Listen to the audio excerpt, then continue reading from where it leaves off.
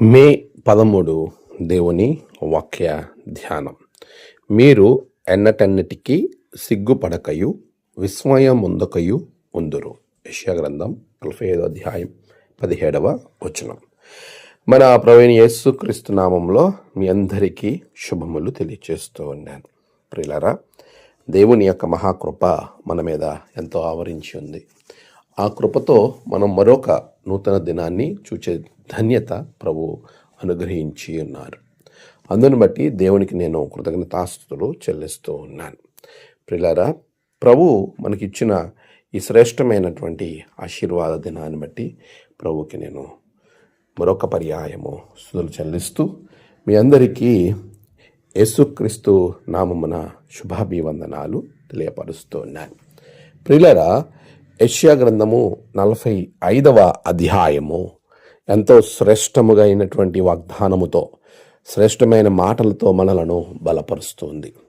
ఈ యొక్క అధ్యాయంలో మీరు గమనించినప్పుడు దేవుడు మనలను పేరు పెట్టి పిలిచి మనకు రహస్యమైనటువంటి ధనమును అనుగ్రహించి మనలను ఉన్నతమైనటువంటి స్థితిలో మనల్ని పెడతానని వాగ్దానం చేయడం మనం గమనిస్తాం.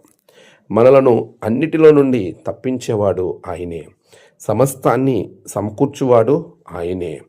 ఈరోజు మీరు గమనించండి, దేవునితో మనము కలిసి ప్రయాణం చేసినప్పుడు ఎన్ని ఆశీర్వాదాలు వస్తాయో ఇక్కడ ఈ అధ్యాయమందు మనకి స్పష్టంగా కనబడుతుంది.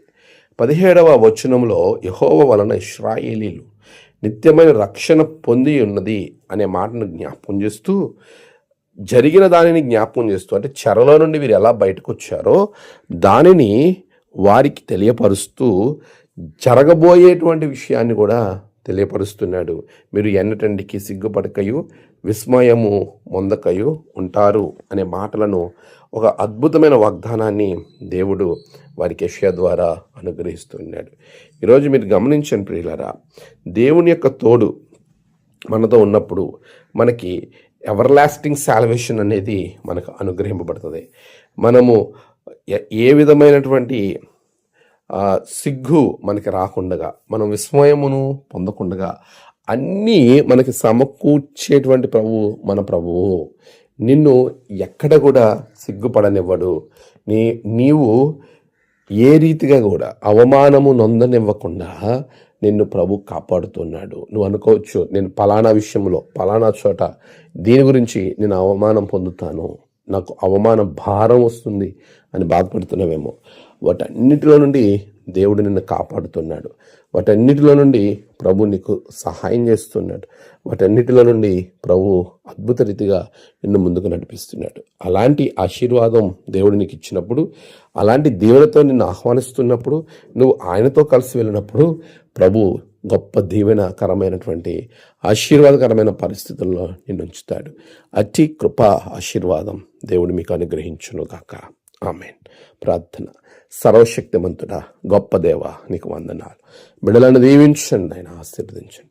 వారు ఎట్టి పరిస్థితుల్లోనూ నిన్ను వదలక నీతో ఉండి ఆశీర్వాదం పొందుకున్నట్లుగా దీవించమని ప్రార్థిస్తున్నాను. నేడు జన్మదినము, వహదినము, ఆయా విశేష దినములు జరుపుకున్న బిడ్డలను బహుగా దీవించండి. తమ ప్రియులను కోల్పోయి ఆదరణ కొరకు ఎదురు చూస్తున్న బిడ్డలకు ఆదరణ, నెమ్మది అనుగ్రహించండి. దినదీవంతో నింపండి. యేసు నామమున ప్రార్థించి వేడుకొంచున్నాం తండ్రి. ఆమేన్. తండ్రి, కుమార, పరిశుద్ధాత్మ త్రియేక దేవుని ఆశీర్వాదం మీకు తోడుగా ఉండి నడిపించును గాక. ఆమేన్.